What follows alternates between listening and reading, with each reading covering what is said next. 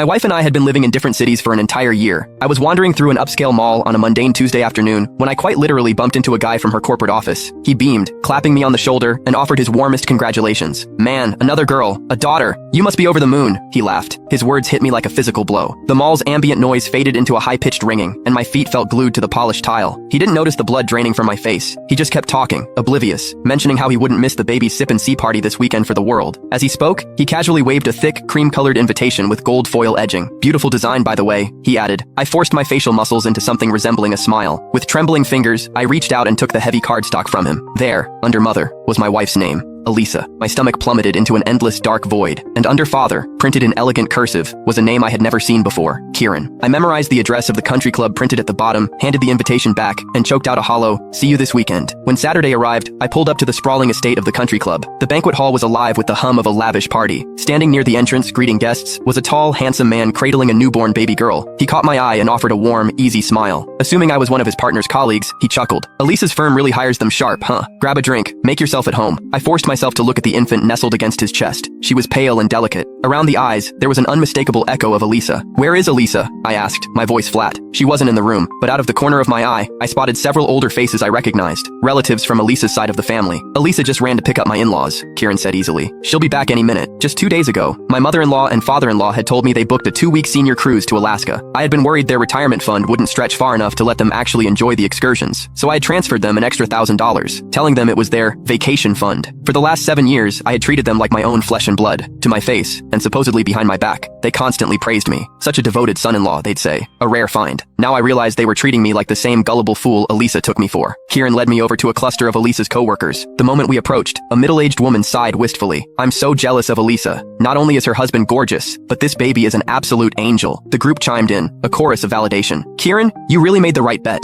When you quit your job to be a stay-at-home dad, I was a little worried for you. It's been, what, 6 years? And you and Elisa are just as obsessed with each other as day one. Now you have this beautiful little proof of it. So happy for you." I had been married to Elisa for 7 years. She had been having an affair with Kieran for over 6. For 7 years, I believed we had the perfect modern marriage. She never lost her temper with me. She told me her take-home pay was around $3,000 a month, and she kept only a small allowance for her coffees and lunches, transferring the rest to our joint account. Every year, she insisted on putting her annual bonus into treasury bonds and mutual funds for our family's future. I had built up quite a nest egg for us, or so I thought. A year ago, she sat me down and pitched a relocation. A corporate assignment in Chicago, she said, that would bump her salary significantly. I agreed. "Elisa is a powerhouse," another coworker was gushing. "Top sales rep every year. Her base salary alone is crazy, and she's pulling in commissions hand over fist. Makes a killing and still treats her husband like a king. Women like that are 1 in a million." The salary she had been transferring to our joint account? That was just her base pay. All her massive commission checks had been funding this alternate life.